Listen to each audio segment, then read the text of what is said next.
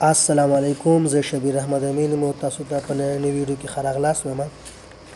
او دوستانو، زه پلان لرم چې د امازون سیریز یا د امازون د زده کړې لړۍ شروع کړم او د خپل یوټیوب چینل نه یې تاسو سره شریک کړم. نو چون نن زموږ لومړنی ویډیوز دي، د دې نه مخکې څه مقدماتي خبرې تاسو سره شریکوم.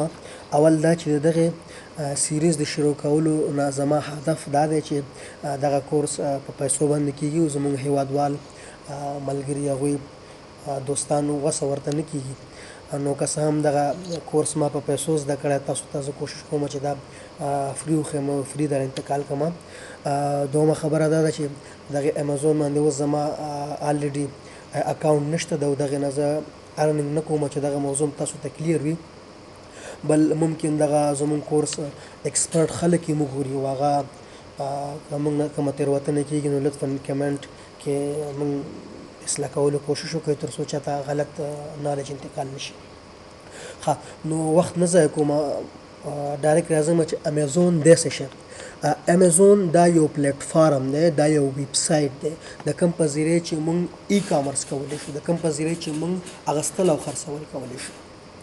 ګورئ، زه یو مثال درکوم. یو شخص ته کمپیوټر خرڅوي، نو هغه خپل دوکان کې کمپیوټر اخلي او بیرته یې خرڅوي فزیکي شکل سره، نو دا کامرس شو. خو که همدغه کار یو شخص آنلاین یې کوي نو دا ای کامرس شو. ای نه مطلب الکترونیک کامرس نه مطلب سوداګري.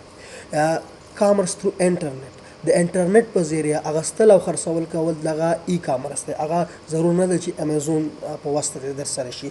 ځینې نورې بلا پلیټفارم او ویب سایټ شته دی، ای بی دی، علی بابا ده، پسې راتېر شه والډ مارټس، داسې نور ډېر زیات دي. خو زموږ ډېر تمرکز به انشاءالله په امازون باندې. نو تاسو امازون وپېژنده چې دا یو د ای کامرس پلیټفارم یا ویب سایټ دی د کوم په ذریعه چې موږ اخیستل او خرڅول کولی شو.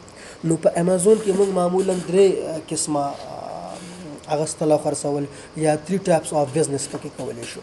یو بی ټو بی، بی ټو سی او سی ټو سی. بی ټو بی دا مطلب دا دی بزنس ټو بزنس.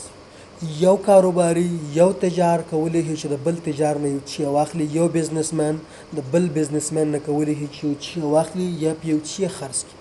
همدارنګه بی ټو سی بزنس ټو کنزیومر دا پکې معمول دی او ډېر زیاتی. یو بزنسمن یو تجار په ډایرکټ مستقیما په مستهلک باندې یو چی خرڅوي، هغه سره لین دین کوي.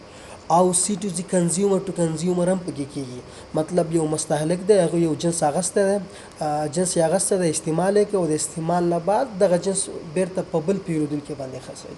دا هم پکې امکان شته دی. نو چون ما نه مقدمه کې خبره ډېره اوږده شوله، نو زه غواړم چې دا ویډیوز زما ډېر شارټ وي، واړه دي، وړوکي اوسېږي تر څو ستاسو زړه تنګ نه شي. نو زه خپله ویډیو په همدغه ځای پای ته رسوم او د دې دپاره چې تاسو ته زموږ دا ویډیوز ورسېږي نو زما چینل درسره سبسکرایب کړئ تر څو آینده کې چې کله موږ ویډیو اپلوډ کوو لومړی تاسو ته ورسېږي.